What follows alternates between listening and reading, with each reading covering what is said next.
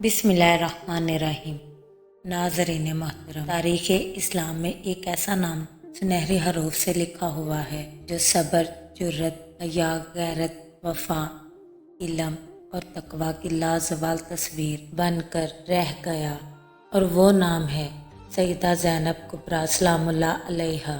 یہ وہ عظیم be be ہیں جنہوں نے اپنے نانے محمد مصطفیٰ صلی اللہ علیہ وآلہ وسلم کی امانت یعنی دین اسلام کی حفاظت کے لیے وہ خدمت انجام دی کہ رہتی دنیا تک مثال نہ مل سکے۔ سیدہ زینب رضی اللہ تعالیٰ عنہ کی شخصیت نور اور عظمت کا وہ درخشاں مینار ہے جس کی روشنی آج بھی امت کی رہنمائی کر رہی ہے۔ سیدہ زینب رضی اللہ تعالیٰ عنہ کا دل محبت اور شفقت کا خزانہ تھا، لیکن ان کا عزم ایسا مضبوط کہ حق کی راہ میں پہاڑ بھی پگھل جاتے، مگر حضرت سیدہ زینب رضی اللہ تعالیٰ عنہ کے قدم نہ ڈگمگاتے۔ روایات میں آتا ہے کہ سیدہ زینب رضی اللہ تعالیٰ عنہ کی ولادت پر پورے گھرانے میں خوشی کی لہر دوڑ گئی تھی۔ جب بی بی فاطمہ رضی اللہ تعالیٰ عنہ اپنے ننھے بچے کو لے کر امیر المومنین حضرت علی رضی اللہ تعالیٰ عنہ کے پاس آئیں اور ان سے نام رکھنے کی درخواست کی، مولا علی علیہ السلام فرمانے لگے، میں رسول خدا صلی اللہ علیہ وآلہ وسلم سے پہلے اس بچی کا نام نہیں رکھ سکتا۔ جب رسول خدا صلی اللہ علیہ وآلہ وسلم گھر تشریف لائے تو حضرت جبرائیل علیہ السلام بھی آپ صلی اللہ علیہ وآلہ وسلم کے ساتھ تھے۔ حضرت جبرائیل علیہ السلام عرض کرنے لگے، یا نبی اللہ تعالیٰ نے اس بچی کا نام زینب رکھا ہے۔ جو زینب نام لوح محفوظ سے نازل ہوا۔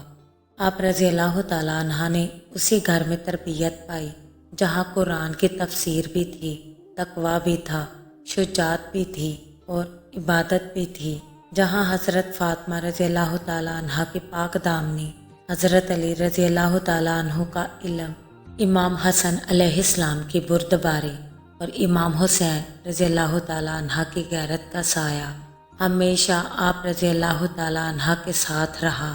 جب آپ رضی اللہ تعالیٰ عنہ جوان ہوئیں تو امیر المومنین علیہ السلام نے آپ کا نکاح اپنے بھتیجے عبداللہ بن جعفر طیار سے کیا۔ یہ وہی عبداللہ تھے جنہیں سخاوت کی وجہ سے بحر الجود کہا جاتا تھا۔ بحر الجود کا مطلب ہے بہت زیادہ سخاوت کرنے والا۔ آپ رضی اللہ تعالیٰ عنہ کے گھرانے میں جو اولاد پیدا ہوئی وہ بھی علم و فضل اور کردار کی روشنی رکھنے والی تھی۔ سیدہ زینب رضی اللہ تعالیٰ عنہ کا پردہ ایسا سخت تھا کہ مدینے میں لوگ قسم کھا کر کہتے تھے کہ ہم نے کبھی علی کی بیٹی کی آواز تک نہیں سنی۔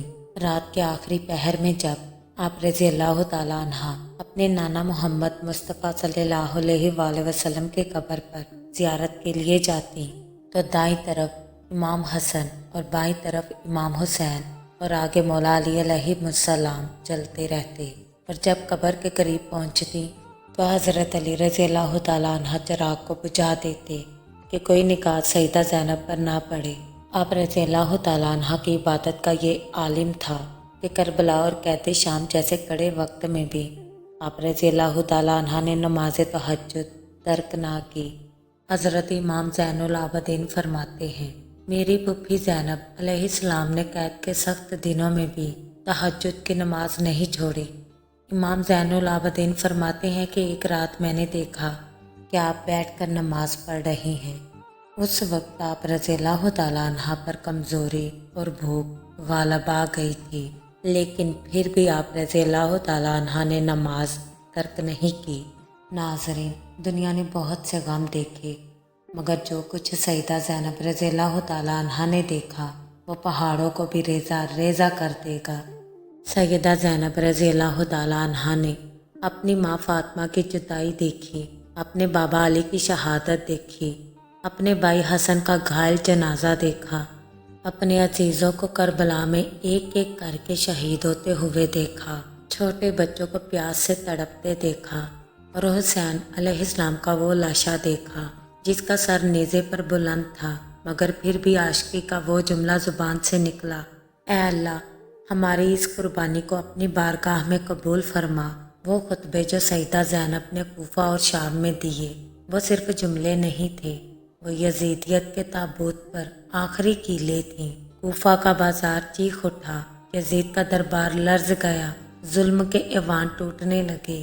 لوگ حیران تھے کہ اتنی مصیبتوں کے بعد بھی حضرت زینب رضی اللہ تعالیٰ عنہا کس طاقت سے یوں لب کشائی کر رہی ہیں، مگر کون جانتا تھا کہ یہ علی کی بیٹی ہے، یہ فاطمہ رضی اللہ تعالیٰ عنہا کی بیٹی ہے، یہ وہ ہستی ہے جسے حسین کے مشن کی تکمیل کے لیے اللہ نے چنا تھا۔ آپ رضی اللہ تعالیٰ عنہ 62 ہجری میں ماہ رجب میں شام اور دمشق کے قریب اپنے خالق حقیقی سے جا ملی۔